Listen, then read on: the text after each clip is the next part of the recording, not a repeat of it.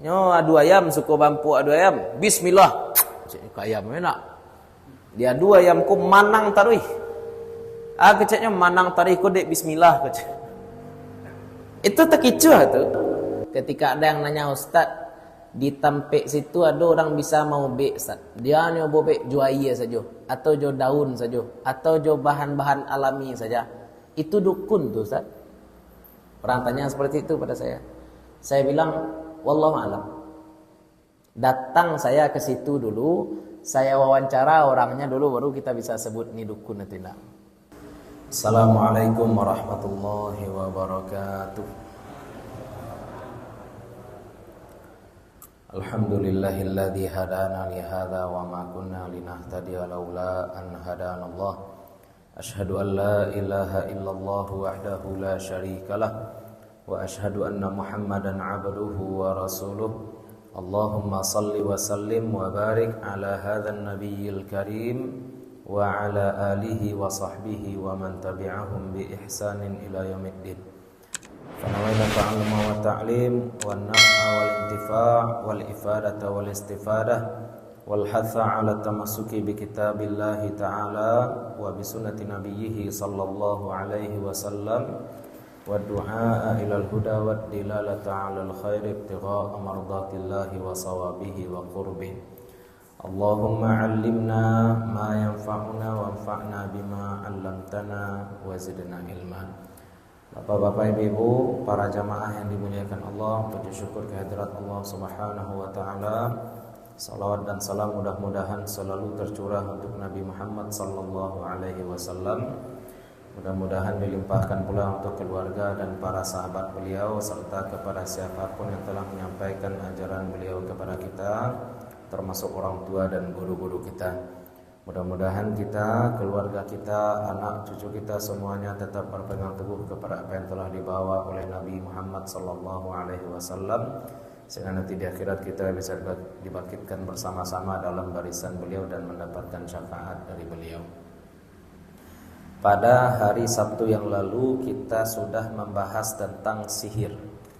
Kenapa kita bahas sihir? Karena sebelumnya kita membahas tentang mukjizat.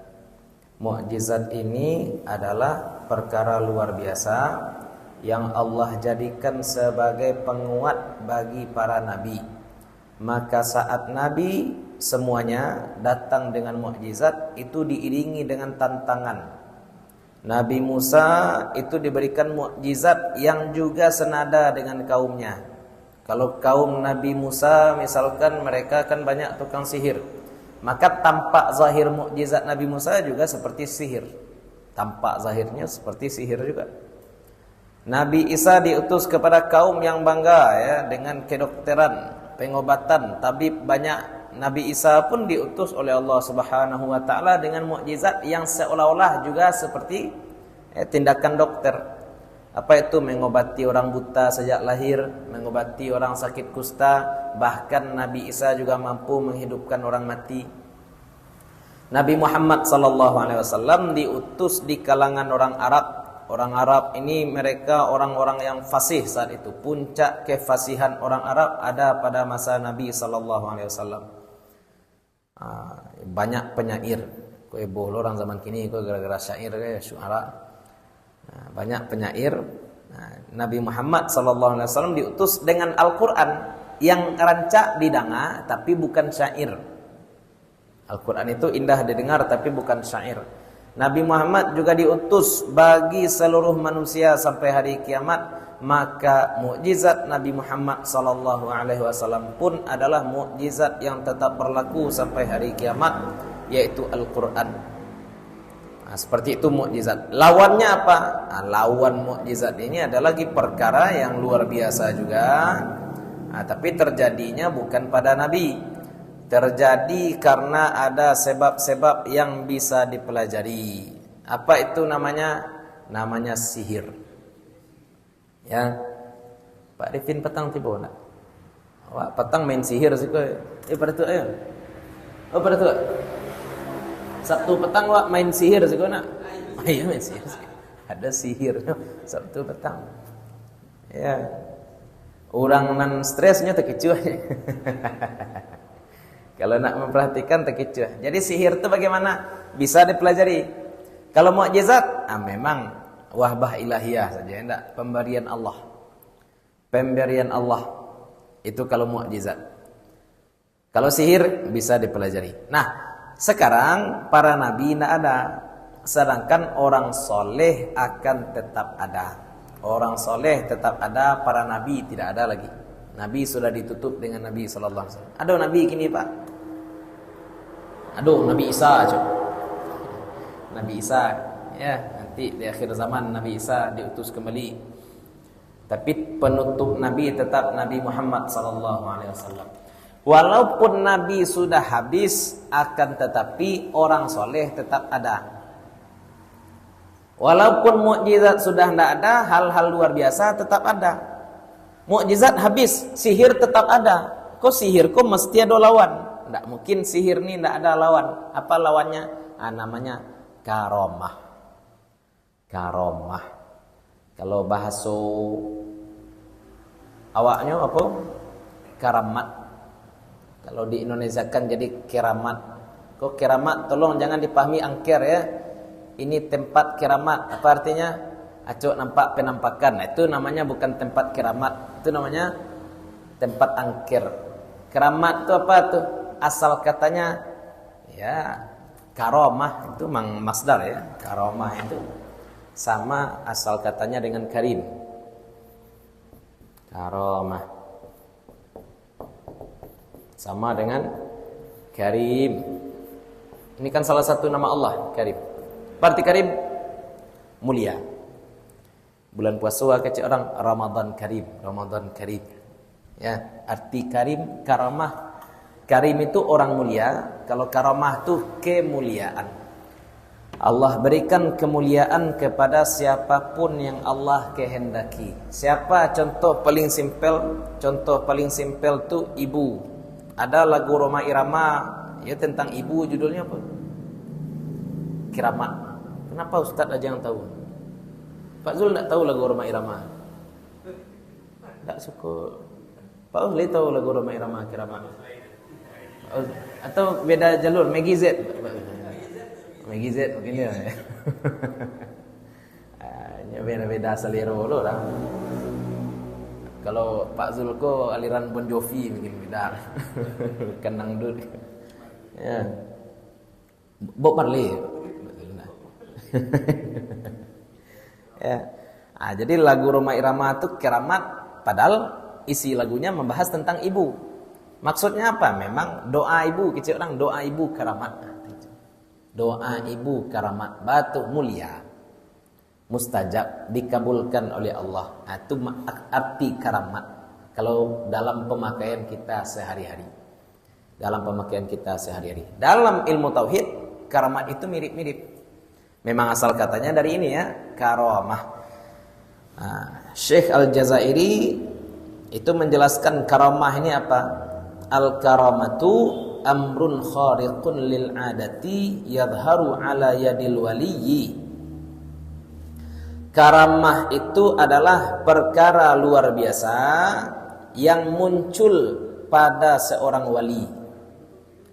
Ya.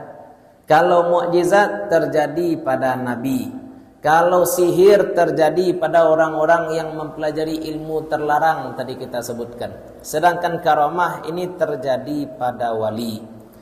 Ghairu maqrunatin bid'awan nubuwati, tanpa ada klaim kenabian. Tidak mengaku nabi, nyorang soleh. Satyo berdoa dikabulkan oleh Allah. Ya Allah turunkan hujan, sabana turun hujan. Itu contoh orang soleh. Kalau kita berdoa apa? Ya Allah turunkan hujan, tambah panih hari mungkin. Ya, kalau orang mulia ko berdoa ya Allah turunkan hujan, turun hujan. Apa namanya tu? Karamah. Ya, dia tidak mengaku nabi, orang ko tidak mengaku nabi. Tapi kemuliaan seperti ini diberikan kepada Allah, tentu ada, jangan dibilang tidak ada pula nanti. Itu namanya karamah. Kemudian apa lagi? Wali itu siapa? Ya. Jadi kita katakan mukjizat Kalau mukjizat terjadi pada Nabi. Kalau karamah wali. Ada lagi namanya irhas. Irhas Nabi kecil. Nabi alun diutus jadi Nabi lepak. Tapi kan lah do hal-hal luar biasa yang terjadi pada Nabi. Nabi belum diutus jadi Nabi, tapi sudah mengalami hal-hal yang luar biasa. Apa namanya? Do irhas namanya. Ada lagi namanya ihanah. Manusia berubah jadi baru. Ihanah. Atau seperti Musailamah Al-Kadzdzab. Di kacanya kepala orang bukan sehat, ubannya bukan sehat, tukaknya malah tambah botak orang jadinya. Itu ihanah. Ada lagi namanya istidraj. Istidraj. Ini yang paling besar itu istidraj terjadi pada Dajjal. Ya, perkara luar biasa terjadi pada orang pendosa. Orang berdosa tapi bisa melakukan hal-hal luar biasa. Namanya tuh istidraj. Istidraj. Ihanah ini untuk menghinakan. Kalau istidraj ini menipu. Ya, untuk menipu orang. Menipu siapa? Orang kah? Istidraj. Nyoba empuk bismillahirrahmanirrahim. Puang, keluar nomornya. Ya, satioknya sabui bismillah, keluar nomor. Bampuk tu judi itu nak. Berdosa nak. Apa? Mungkin mirip-mirip lah. Ya. Nyo adu ayam suka bampu adu ayam. Bismillah. Cek ayam enak. Dia adu ayam ku manang tarui. Keceknya manang tarui ku dek bismillah kecek. Itu terkicau tu. Nyo kira nyo manang dek Allah sayang kan nyo, Pak. Dia kira dia menang judi, dia menang taruhan karena Allah sayang pada dia. Padahal enggak. Dia itu tertipu. Allah menipu dia. Semakin sering dia berjudi, semakin banyak dia berbuat dosa, semakin nanti dia tenggelam di neraka. Kalau ihanah ini bagaimana? Seperti Abu Jahal. Ini kisahnya perlu ditahqiq ya. Ihanah ini menghinakan.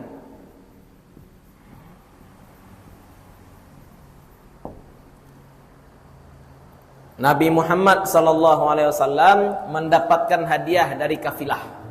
Ya, hadiah dari raja. Dalam riwayat itu nama rajanya Malik bin Habib. Dikirim hadiah dibawa dengan onta. Kemudian akan diberikan hadiah itu kepada Nabi Muhammad SAW. Tapi pemimpin kota Makkah ketika itu tidak senang. Masa Nabi dikasih hadiah? Saya yang pemimpin kota Makkah, bukan Muhammad. Ketika itu Abu Jahal ya. Abu Jahal. Kemudian ditahanlah onta hadiah tadi dengan barang-barang bawaannya, ditahan. Kemudian ditantang, enak. Kalau memang ini onta membawa hadiah untuk Nabi Muhammad, suruhlah dia bicara. Coba tanya ke untuk siapa hadiah bentuk itu. Dibuatnya dah bertanding-tanding orang kau. Suruhlah mengecek untuk siapa hadiah dibawa. Kemudian Abu Jahal pun berdoa dia kepada berhala-berhalanya. Ya, buatlah untukku mengecek kalau hadiah aku untuk ambo betul. Setelah berdoa kepada berhala, ayo diajak mengecek untukku dek Abu Jahal. Untuk siapa hadiah ini? Untuk Muhammad, kecek untuk Rasulullah. Itu namanya apa tuh? Itu juga perkara luar biasa, Pak. Bisa membuat onta ngomong, tapi onta ngomong bukan untuk memuliakan Abu Jahal, tapi justru membuatnya semakin hina, salah klaim itu. Ya, Musailamah Al-Kadzdzab juga banyak ihanah itu untuk menghinakan. Nah, ini perkara-perkara luar biasa dan ini ada ya, jangan dinafikan. Jangan awak terlampau materialis. Orang-orang zaman sekarang sombong dengan sihir, sombong dengan dukun, sombong pula dengan karamah. Ya, tidak boleh sombong-sombong. Ya, ya, barakah doa itu ada, karamat doa itu ada. Orang yang lebih mulia daripada orang lain itu juga ada. Makanya kadang-kadang kita juga minta doa kepada orang yang kita anggap mulia. Orang yang kita anggap lebih soleh daripada kita, kita juga minta doa kepada dia. Nah sekarang standar wali itu apa? Zaman kini orang ngaku-ngaku wali sebanyak. Ambolah sampai, ambolah makrifat, ambolah hiku itu segala macam. Standar seseorang itu menjadi wali Allah itu apa? Kalau dalam Al-Quran disebutkan apa? Ala inna awliya Allahi la khawfun alaihim walahum yahzanun. Nah, jangan tanya lu ayatnya kamu Pak, nomornya lupa, ayatnya hafal. Ya. Ketahuilah sesungguhnya para wali Allah itu adalah mereka yang tidak takut dan tidak sedih. Hidupnya tidak rusuh. Kenapa hidupnya tidak rusuh? Karena mereka telah merelakan apa yang sudah terjadi. Apa yang sudah berlalu mereka rilah saja. Maka mereka tidak sedih. Maka disebutkan la hum yahzanun. Tidak mereka bersedih. Dan mereka juga tidak takut. Kenapa? Karena tawakalnya luar biasa kepada Allah. Sehingga mereka tidak takut masa depan. Tidak takut besok makan apa. Tidak rusuh. Itu para wali Allah. Kalau di dalam Al-Quran, di dalam hadis, itu juga diriwayatkan oleh Imam Nawawi dalam Riyadhus Shalihin. Imam Ghazali juga meriwayatkan hadis tersebut di dalam kitab beliau Ihya, pasti ada. Di dalam Bidayatul Hidayah juga bahkan disebutkan oleh beliau. Ya, ma taqarraba ilayya 'abdun au kama qala.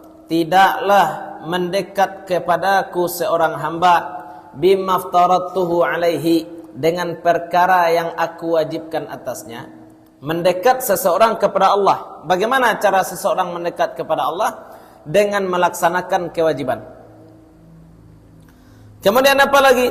Kalau sudah dekat dia dengan Allah dengan perkara-perkara yang wajib, dia pun menambah kedekatan dengan Allah dengan perbuatan-perbuatan yang sunat. Dan wajib sudah dikerjakan, yang sunat pun ditambah. Kalau sudah ditambah pula dengan yang sunat, apa kata Allah? Hatta yuhibbani wa uhibbahu. Sehingga si mutaqarribun ini, orang yang mendekat kepada Allah ini mencintai Allah dan Allah mencintai dia. Kalau Allah sudah mencintai seseorang, bagaimana jadinya? Kalau Allah sudah cinta pada seseorang, maka akunu sam'ahu alladhi yasma'u bihi, kata Allah, wa basarahu alladhi yanzuru bihi, wa lisanahu alladhi yatakallamu bihi, wa yadahu allati yabtishu biha, wa rijlahu alladhi yamshi biha. Kalau rijl, ya, yamshi biha. Ya. Itu standar melakukan perbuatan wajib ditambah pula dengan perbuatan sunat. Ini hadis banyak disalahpahami oleh orang-orang wahdatul wujud nih Pak. Orang kalau sudah disayang oleh Allah, maka Allah akan jadi matanya, Allah akan jadi telinganya, Allah akan jadi lisannya, Allah akan jadi tangannya, Allah akan jadi kakinya. Orang wahdatul wujud mengatakan ini dalil wahdatul wujud, katanya. Padahal ini bukan dalil wahdatul wujud.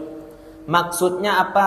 Pendengarannya dijaga oleh Allah, penglihatannya dijaga oleh Allah, pandangannya dijaga oleh Allah. Kalau orang disayang Allah, hati-hati Pak. Orang disayang Allah itu memang dipelihara oleh Allah.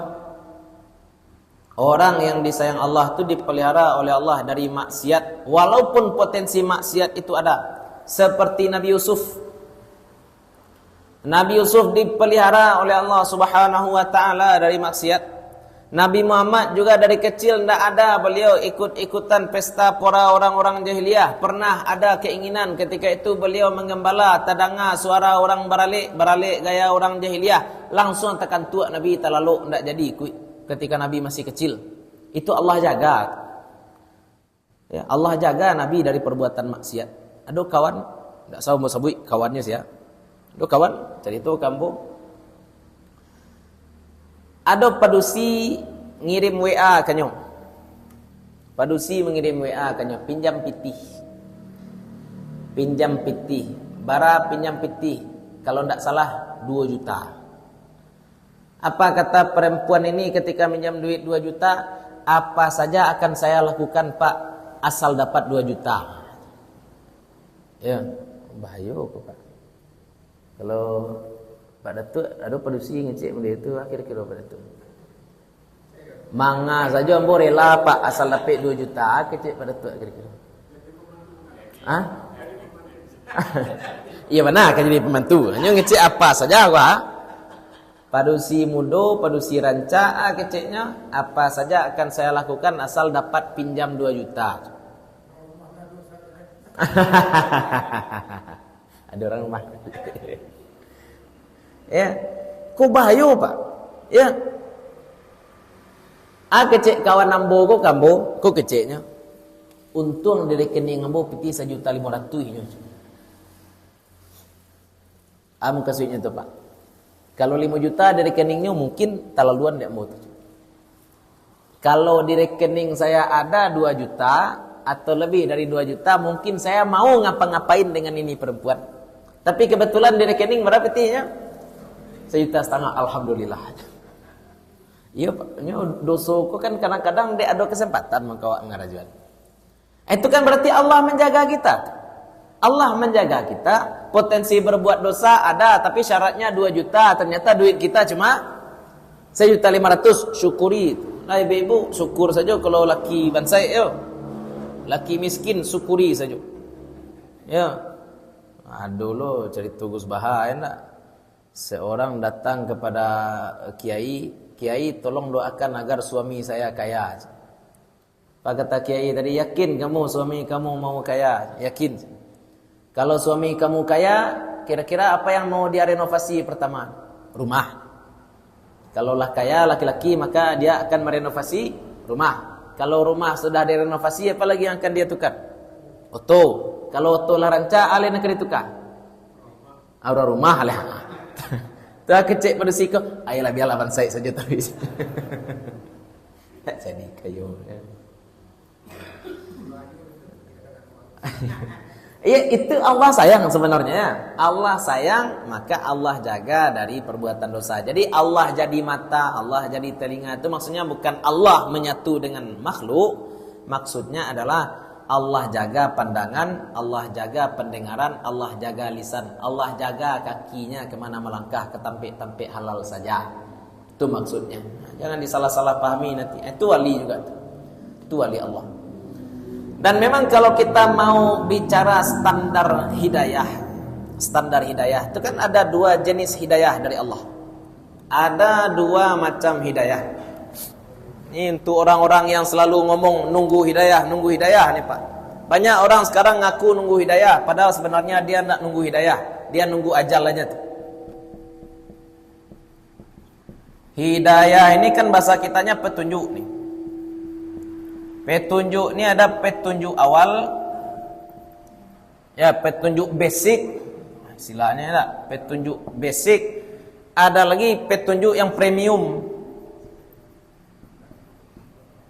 Kalau bahasa Arabnya ini bidayah, bidayatul hidayah. Kalau premium ini nihayah, nihayatul hidayah.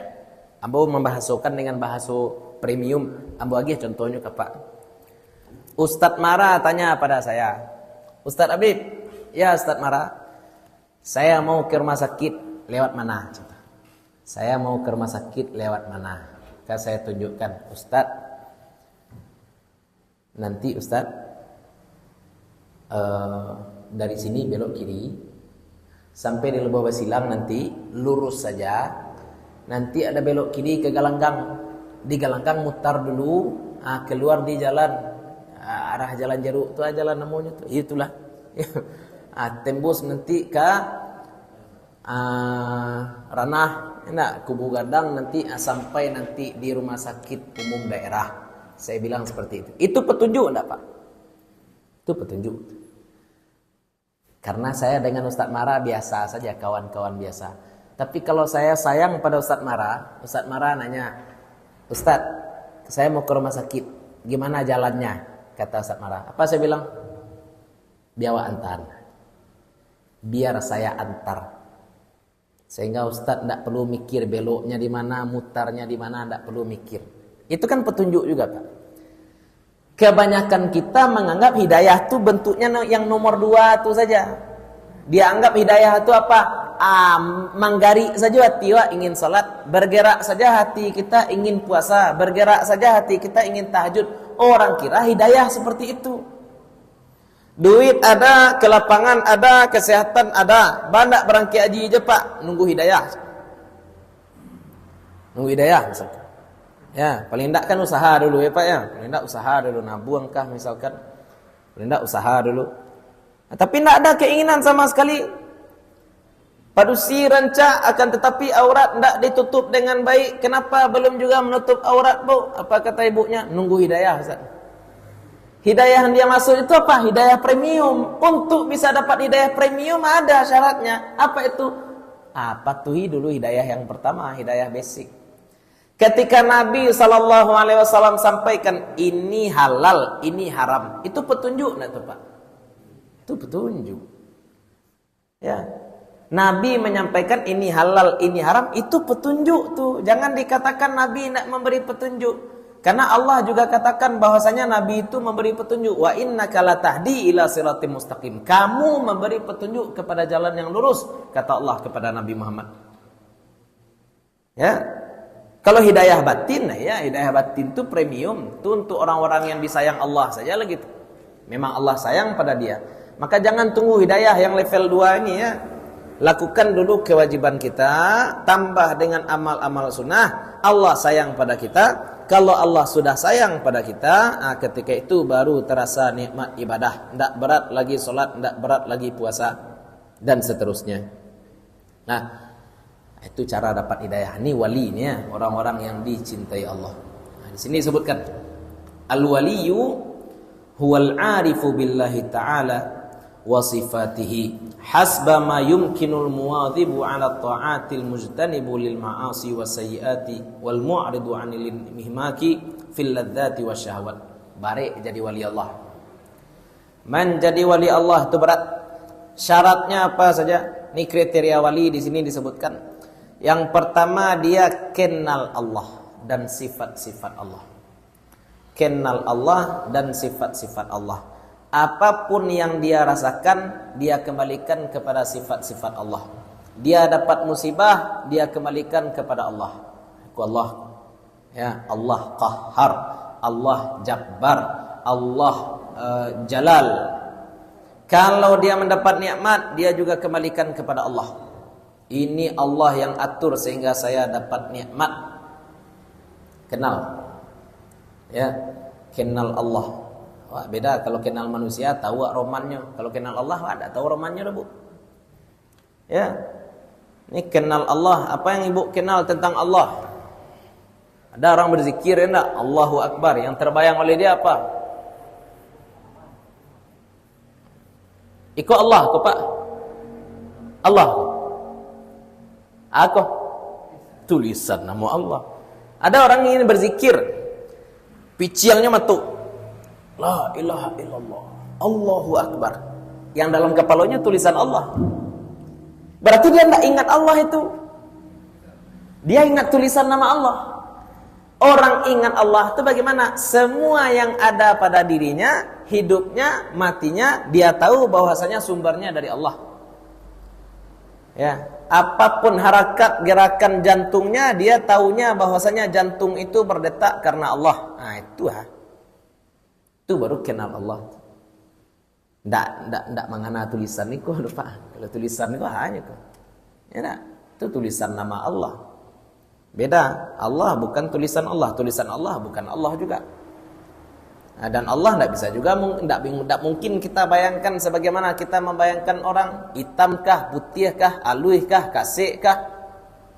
Ya, bulekkah, petakkah, itu semua sifat makhluk. Sedangkan Allah laisa kamitslihi syai'un, maka tidak mungkin kita membayangkan Allah. Lalu bagaimana? Wali Allah ini membayangkan yang dia tahu apa? Sifat-sifat Allah. Tarasur. Ku bedanya orang soleh je orang tidak soleh. Ku beri maaf Pak yo. Orang soleh tajatuh. Ada bacanya? Astagfirullah. Padahal dia soleh. terjatuh, dia baca astaghfirullah. Seolah-olah jatuhnya itu adalah karena maksiat. Seolah-olah jatuhnya adalah karena maksiat. Waktu itu orang soleh, Pak. Selalu merasa kurang. Dosa kira-kira nanambo karajuan. Tapi kalau orang nan kurang soleh, diuji oleh Allah, jatuhnya misalkan ikut ujian bagi orang beriman. Kalau meleset, Pak. Ya. Sarangkan orang soleh, Pak. Orang soleh, dia yang musibah di Allah, keceknya, kira-kira dosa nan membuat kita dapat musibah. Tapi orang-orang nan banyak dosa ketika dia ke musibah, keceknya, ini ujiannya barangkali. Salah ujian saja. Ya. Dulu tahun kemarin Gampo di puncak Jawa Barat. Gempa di puncak Jawa Barat. Orang bilang kenapa gempa di puncak Jawa Barat? Ini ujian dari Allah. Ada kawan saya yang dari Banten, dia bilang apa? Tuh di puncak tuh banyak orang kawin kontrak. Puncak banyak orang kawin kontrak. Atau Sumatera Barat sekarang banyak musibah, gunung belum selesai, kemudian datang pula longsor, datang pula ini itu segala macam. Kenapa datang Galodo? LGBT banyak. Ustaz, tapi yang kena Galodo justru orang-orang soleh. Bagaimana? Justru yang kena Galodo itu, kena musibah itu orang-orang baik. Bagaimana? Itu. Ya, wattaqu fitnatallah tusibanna alladzina zalamu minkum khassah. Hendaklah kamu waspada terhadap ujian, terhadap musibah yang tidak hanya akan menimpa orang zalim saja. Allah sampaikan seperti itu. Kalau sudah jatuh musibah, bukan cuma orang zalim yang akan terkena. Umpama di sebuah kapal, yang membolongi kapal cuma sebagian orang, tapi yang tenggelam semua orang dalam kapal itu. Ya. Jadi kalau misalkan kita mendapati hal-hal yang tidak kita suka, yang pertama kali harus kita introspeksi adalah diri kita. Jangan-jangan ada dosa yang kita lakukan. Jangan dianggap ikut langsung. Kalau untuk diri Pak, bukan untuk orang lain. Kalau untuk orang lain, kita anggap dia sedang diuji oleh Allah. Tapi kalau musibah itu menimpa kita, sebutkan Allah sedang menghukum saya. Sebut seperti itu. Jangan tak balik. Tipa orang kena musibah, apa kata kita? Itu azab tu. Tapi tipa awak nak kena musibah, Allah sedang menguji ambo. Itu tak balik. Ya, itu tidak arif namanya. Itu namanya tidak arif. Harus paham kita ya, kapan kita mengukur, memakai ukuran untuk diri. Apa ukuran yang kita pakai untuk orang lain? Untuk orang lain kita selalu mesti husnuzon. Untuk diri kita sendiri harus selalu suuzon gitu. Hati-hati itu. Kemudian apa lagi? Al-muwadhibu 'ala ta'at. Yang senantiasa berusaha mengamalkan ketaatan. Berusaha taat. Senantiasa taat. Al-mujtanibu lil ma'asi. Kemudian menjauhi maksiat. Senantiasa taat, menjauhi maksiat, wassayiat dan perkara-perkara buruk. Apalagi al-mu'ridu 'anil intimaki fil ladzat, menolak dari tenggelam dalam kelezatan-kelezatan dan syahwat. Kau gawat. Kau rumit, kau nampak payah Pak. Sebenarnya untuk taat dan meninggalkan maksiat itu tidak berat. Taat meninggalkan maksiat itu tidak berat. Ketaatan yang wajib setiap hari cuma solat 5 waktu. Solat 5 waktu ringan. Puasa 1 bulan dalam 1 tahun itu juga ringan. Mengeluarkan zakat itu juga ringan. Meninggalkan maksiat juga ringan. Kan tidak susah meninggalkan maksiat. Apa maksiat yang paling susah untuk ditinggalkan Pak?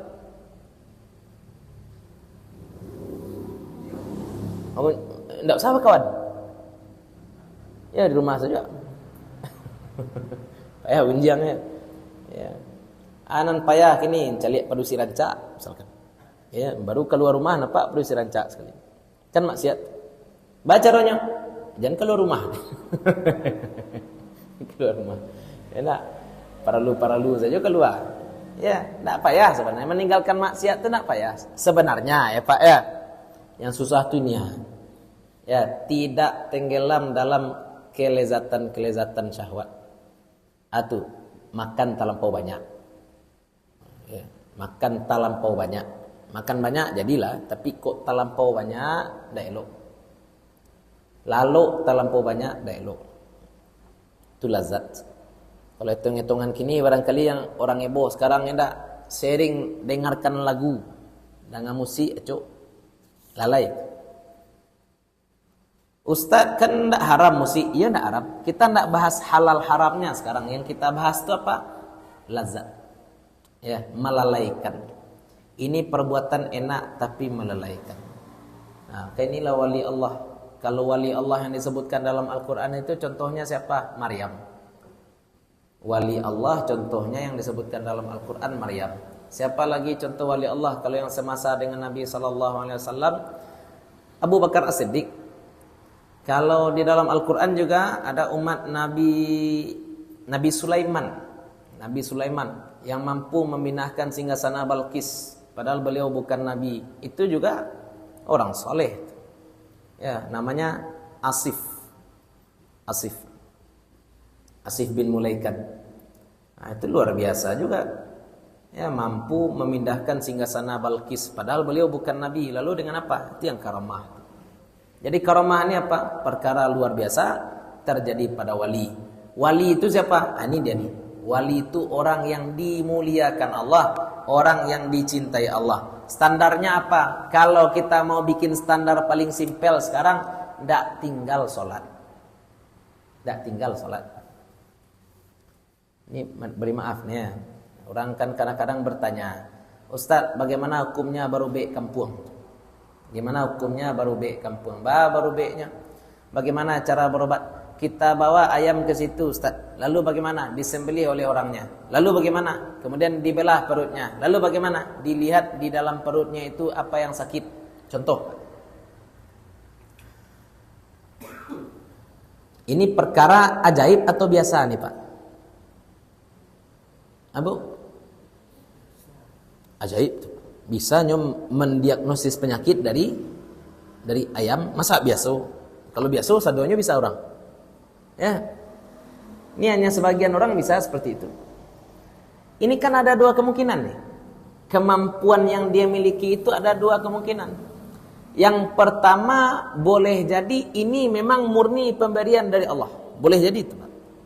Mampu dia mau be orang, bisanya mau be orang, bakok bisanya mau be orang, boleh jadi itu pemberian dari Allah. Atau iya misalkan, kita bawa air kepada seorang yang kita anggap soleh, doakan air ini agar jadi air obat. Kalau bahasa kini kan jadi air ruqyah. Ya. Bawa air, doakan air ini agar air ini jadi air ruqyah, agar menjadi air obat. Dibawa air ke orang ini sehat. Dibawa air ke orang itu juga sehat. Lalu bagaimana cara kita membedakan antara sihir dan yang bukan sihir? Ini bahaya nih, Pak. Jangan dikira kita bawa air ke bulan atau orang-orang meruqyah atau orang-orang yang membuat kita terhindar dari gangguan jin itu selalu syar'i. Walaupun judulnya ruqyah, boleh jadi dia dukun, tapi dia buat judul prakteknya apa? Ruqyah. Beri maaf, Pak ya. Pak Us, kalau orang membaca bahasa Arab tapi dipakaikannya irama Al-Quran, tahu enggak Pak Us bedanya? Jual Quran mana? Bacanya kitab mana? Mal farqu bainal mu'jizati wal karamah. Dia orang awam, keceknya, akulah membaca Al-Qur'an ya kok. Padahal yang dibacanya bukan umpama onjok kalau di pesantren enak, di keset kok dibuatnya ahlan wa sahlan. Tulisan Arab enak. Di keset dibuatnya ahlan wa sahlan. Kemudian kan dipijak-pijak keset tuh, Pak. Kecek orang yang baru tiba, astagfirullah, dipijak-pijaknya Al-Qur'an. Padahal yang dipijak bukan Al-Quran. Tulisan di keset itu apa? Ahlan wa sahlan. Arti ahlan wa sahlan itu apa? Selamat datang. Atau payunyo ke Arab enggak membali gorengnya dibungkui di orang Arab 7 kartu Quran. Keceknya astagfirullah. Orang Arab kok dijadikannya Al-Quran untuk pemungkui goreng. Padahal itu bukan Quran tapi Quran. Quran biasa. Quran Arab kan tulisannya sama dengan tulisan Quran. Banyak orang seperti itu, takutnya ya judulnya ruqyah, tapi boleh jadi yang dia baca itu nyanjung-nyanjung setan. Bukan malah mengusir setan yang ada, tapi memasukkan setan yang baru. Itu bisa jadi, Pak. Atau bisa jadi juga orang-orang kampung, dia tidak hafal Quran, tapi orangnya sederhana saja. Tidak pernah makan yang haram, tidak pernah tinggal sholat, selalu rutin ke masjid misalkan. Tapi dia orang kampung, tapi doanya mustajab. Doa dibacanya simpel saja. Tawa Allah, ya Allah, hagi yang tawa. Ya Allah, hagi yang ube. Seperti itu saja, tidak pakai bahasa Arab. Tapi orang minum air yang didoakan di ibu ko atau didoakan oleh bapak ini, ia sehat. Ya, ia sehat. Hati-hati ya. Orang belum tentu ini dukun-dukun mana, dukun sihir belum tentu le. Yang pakai baju ustaz juga belum tentu ustaz. Boleh zaman kini. Ya. Kalau dia hitung mana gadang sorban ambu pada sorban Gus Samsudin. Ya. Tahu Pak Gus Samsudin? Lihat tahu Ibu Gus Samsudin? Aduh, saya kerajo enggak. Kan itu kerajo orang ini enggak. Bajunya baju ulama, bajunya baju ustaz, casingnya saja, isinya wallahu alam. Ini juga orang-orang kampung, bajunya mungkin baju sederhana saja. Bajunya mungkin baju orang kampung saja. Mungkin dia tidak hafal Quran. Mungkin dia tidak pandai bahasa Arab. Tapi ketika berdoa, mustajab. Boleh jadi itu, Pak. Boleh jadi itu. Ya, maka saya kadang-kadang, bukan kadang-kadang, selalu. Ketika ada yang nanya Ustaz, di tampek situ ada orang bisa mau bek Ustaz. Dia hanya mau bek jo air saja, atau jo daun saja, atau jo bahan-bahan alami saja. Itu dukun tuh Ustaz. Orang tanya seperti itu pada saya. Saya bilang, wallahu alam. Datang saya ke situ dulu, saya wawancara orangnya dulu, baru kita bisa sebut ini dukun atau tidak. Karena boleh jadi dia cuma herbalis. Herbalis itu maksudnya ya pengobatannya pengobatan tidak pakai pengobatan medis. Tidak pakai pengobatan medis. Sakit misalkan, bisu gadang, darah kumuh. Itu apa obatnya? Buah si cerik. Apa sakit? Asam lambung. Oh, kau kunyi contoh. Ambo nak lu tahu jan ni ibu nana asam lambung jan buat lu kunyi kau ambo takut-takut saja tadi. Ya. Kunyi. Itu namanya apa? Itu namanya bukan dukun. Kalau bahasa sekarang namanya apa tuh? Herbalis. Herbalis. Ya, enggak sadu-sadu dukun saja. Itu tukang urui, ya enggak. Pailah kamu mau tuh anak sonsang bisa layan urui jadinya melihat. Di mungo. Orang ngecek aku dukun. Enggak dukun, nya ada ilmunya. Tahu nya cara mau urui bayi ku nan sonsang supaya lurui melihat. Ada ilmunya dari orang kau. Awak tak punya. Dan orang kau ada. Jangan langsung-langsung saja menuduh. Ikut dukun, ikut tukang sihir segala macam tu tak boleh Pak. Ya, jangan seperti Fir'aun nanti. Kenapa? Karena memang ada orang-orang yang diberikan kelebihan oleh Allah Subhanahu Wa Taala. Seperti yang kita sebutkan tadi, karamah. Simpelnya karamah itu apa? Itu yang kita sebutkan tadi. Apa tu? Doa ibu. Ya. Cakak je bini, cakak je amaknya. Barang kek je nyapai, tiba di jalan balantak. Pas pulang ke cik amaknya. Tu karamat doa amak. Karamat doa amak. Firasat. Firasat itu juga salah satu bentuk karamah. Firasat ini kan ilmu yang datang tiba-tiba. Jelet, tiba saja ilmu kok. Ya. Keciknya kau udahnya dah bawa lah payung kau hujan hari biko. Kecik lakinya hari sepanih kau malu kau hujan. Kironya biko di jalan. Kok iya hujan. Ya hujan. Pas pulang kecek bininya. Kok pirasat pirasat padusi kok kue kecek enak. Itu juga salah satu bentuk karamah seperti itu. Salah satu bentuk karamah juga seperti itu. Firasat kuat. Kenapa? Mayattaqillah yaj'al lahu makhraja.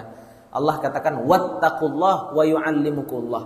Bertakwalah pada Allah maka Allah akan ajarkan ilmu kepada kamu. Ada ilmu yang langsung Allah berikan. Itu contoh-contoh. Ya, jadi jangan kita remehkan karamah tadi. Jangan dicari-cari loh. Kalau ada bapak ibu di sini punya karamah, jangan dipanggak-panggaan puluh. Aduh, orang dapat karamah, bapak-panggaan enggak boleh. Kenapa? Ada kalanya karamah itu dipamerkan sebagaimana Nabi Sulaiman. Tapi nanti lah ya, kita bahas contoh-contoh karamah yang ada di dalam Al-Qur'an. Contoh-contoh karamah yang ada di dalam Al-Qur'an.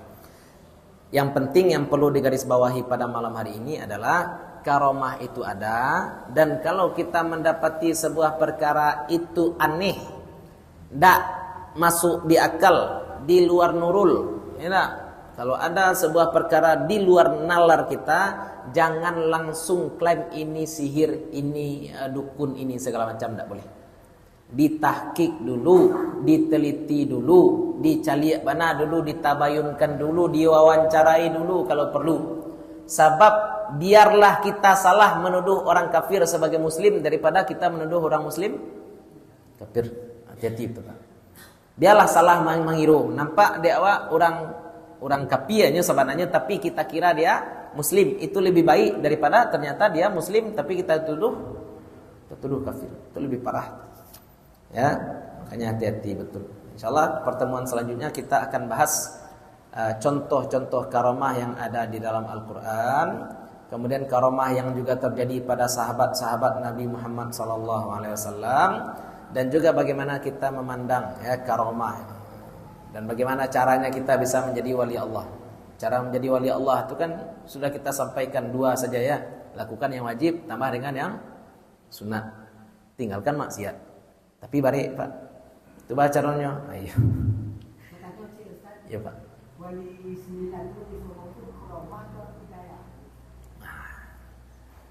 Masalah wali songo. Islam disebarkan di Jawa oleh 9 orang ulama. Sebenarnya lebih dari 9. Banyak sebenarnya. Tapi yang ternama ada 9 orang. Kisah-kisah tentang wali songo, jangan ditelan bulat-bulat.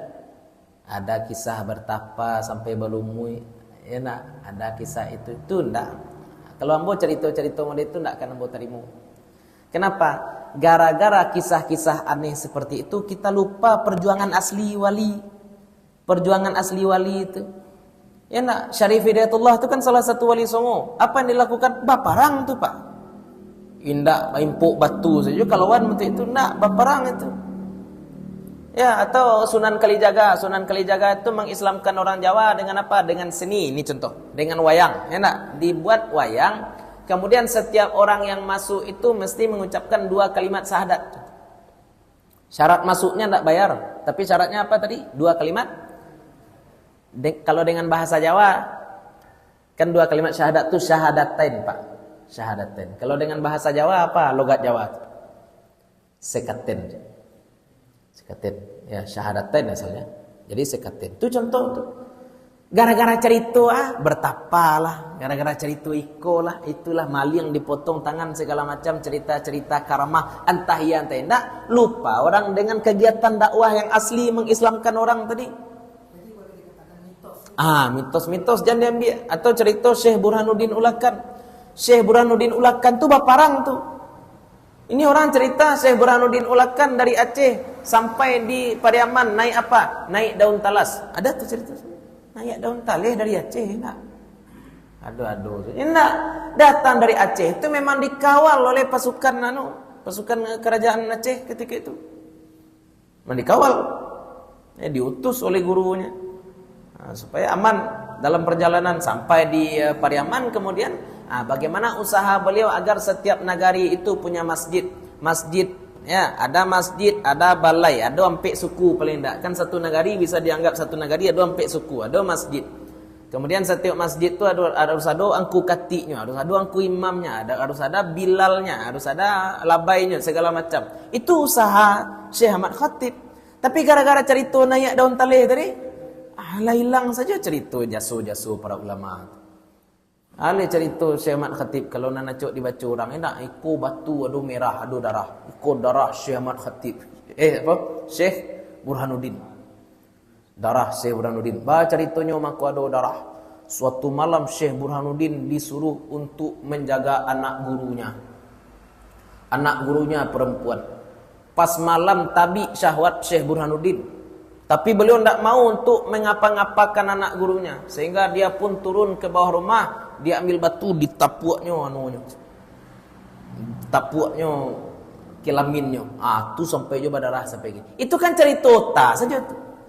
Bakok kita kecek anota guru Syekh Burhanuddin di Aceh. Kalau akan ada batu badara, harusnya di mana batu itu? Leceh lah, tidak di Siko. Beliau di Siko jadi guru, tidak jadi murid.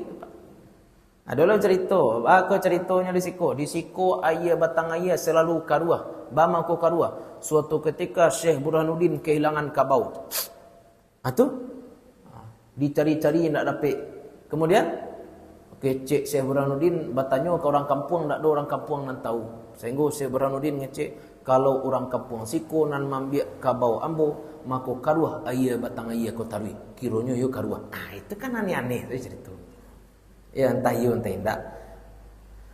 Ya cerita tentang karamah ada, tapi jangan asal-asal cerita saja. Harus dicari dulu yang mengecek ko orangnya penduto atau tidak. Ya, jangan sampai gara-gara cerita karamah kita lupa perjuangan asli ulama. Bah payahnya ketika itu Syekh Burhanuddin, Pak. Orang biasa makan baru, alias makan monyet, makan anjing. Dididik oleh Syekh Burhanuddin untuk memakan yang halal. Orang ndak basunai disuruh berapa payahnya menyuruh orang ndak sunai. Enak. Yuk orang kampung kita syahadat. Asyhadu an la ilaha illallah, asyhadu anna Muhammadar Rasulullah. Setelah itu ayang apa-apa tolong lapor ke Pak Mantari sebelah kamari. Mangga melapor. Langsung menolak orang itu. Berarti kan ada cara beliau untuk mendakwahkan Islam agar orang yang tidak sunat mau sunat. Ya, bagaimana beliau dulu bahkan lambang itu juga kalau dalam sejarah Pak Duski Samad, Profesor Duski Samad katakan lambang itu muncul karena Syekh Burhanuddin sering diundang makan. Deknya alim diundang makan, tapi karena beliau ragu ini tampe bare orang ko entah lai suci entah tidak, entah sudah masakan dia ke orang, entah sudah masak anjing ke orang. Karena ragu ini suci atau tidak, apa kata Syekh Burhanuddin? Masak pakai ke bambu. Kan selalu baru, Pak. Pasti suci. Itu kan sejarah sebenarnya, enggak? Tapi gara-gara cerita karamah tadi hilang cerita-cerita sejarah. Ya, sejarah yang memang bisa dipertanggungjawabkan secara ilmiah. Ya, termasuk Wali Songo. Itu ulama yang menyebarkan Islam. Jangan banyak cerita karamahnya, harusnya kita banyak ceritakan apanya? Perjuangannya. Ya, itulah barangkali mudah-mudahan. Ya, Pak. Nabi ketik awan taruh maikui Nabi. Iyo, Nabi ketik baru. Kan alun jadi Nabi le. Nabi alun jadi Nabi le. Awan sudah sering mengikuti Nabi, selalu mengikuti Nabi sallallahu alaihi wasallam. Itu namanya apa? Irhas. Karena itu tidak diiringi dengan tantangan. Kan Nabi alun jadi Nabi le. Ya, itu namanya irhas. Atau irhas Nabi yang lain kambing Halimah Sa'diyah.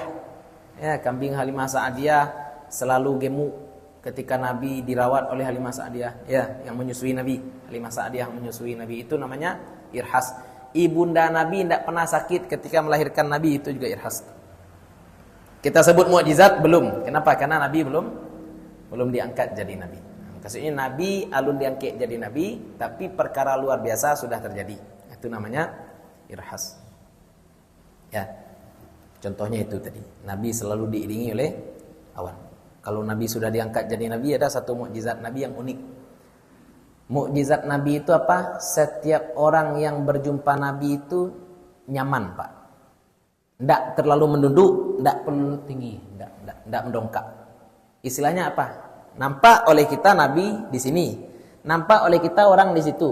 Orang ini nampak oleh kita tinggi, kok orang kok tinggi. Andai tagaknya di sebelah Nabi, kok Nabi setinggi bahunya mungkin. Tapi ketika ladaknya je Nabi, tinggi Nabi seketik. Tinggi Nabi seketik.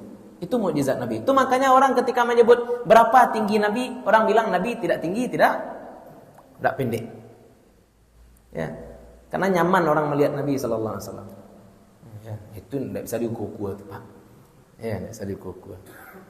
Mukjizat Nabi sallallahu alaihi wasallam. Ya, kalau ingin kenal dengan Nabi itu ada kitab Syama'il Muhammadiyah, sudah diterjemahkan ke dalam bahasa Indonesia, ya nak? Kalau capek, kalau panik membaca Syama'il Muhammadiyah, tonton saja di YouTube senior kami punya kajian Syama'il Muhammadiyah. Nanti kita kirim ke grup masjid ya. Syama'il Muhammadiyah untuk mengenal sosok pribadi Nabi Muhammad sallallahu alaihi wasallam. Itu kaji Ustaz Bituh Purnomo senior kami dulu di Mesir. Ustaz Bituh Purnomo. Itulah barangkali, wallahu taala alam. Mohon maaf kalau ada yang salah, ada yang kurang, ada sesuatu yang tidak kami letakkan pada tempatnya. Assalamualaikum warahmatullahi wabarakatuh.